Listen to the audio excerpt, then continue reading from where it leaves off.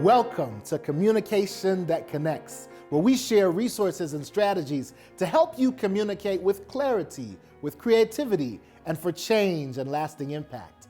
Today, I want to talk to you about something that I've entitled, Don't Run from Feedback.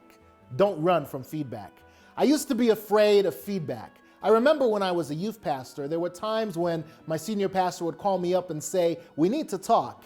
And I would try to find every excuse to try to put that meeting off, because I knew that he was probably going to say something negative, like, "How come you're always late in coming to meetings?" Or maybe he was going to share with me something that wasn't necessarily positive.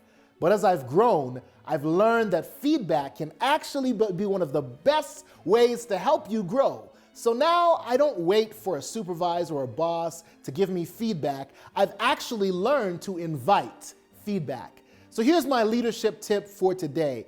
Don't run from feedback, invite feedback. You see, every leader needs communication flowing in two ways. First, you need to be willing to receive feedback, and secondly, you need to be prepared to give feedback. So there's two questions that I've learned to ask whenever I want to invite someone to give feedback. The first question is, how are you doing? How are you doing with your family? How are you doing in your role? How are you doing in your job? How are you doing? And the second question is, what can I do to help? So as a pastor, I would sit down with my departmental directors and say, "Hey, how are you doing? How are you doing as a youth leader? How are you doing as a family life leader? How are you doing? And then, what can I do to help?" Those two questions go both ways. So if you're the leader, sit down with your team members one-on-one and ask them those questions. How are you doing? And what can I do to help?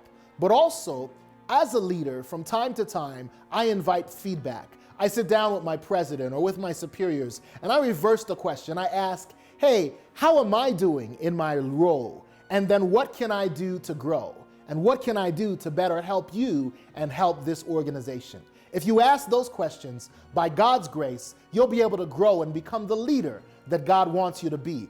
Even Jesus asked his disciples, "Who do men say that I am?" Because see, even Jesus learned not to run from feedback. So I challenge you to follow in the example of Jesus. Don't run from feedback, but invite feedback so that you can grow. But also seek to get God's feedback every day through prayer so that you can learn to lead and communicate like Jesus.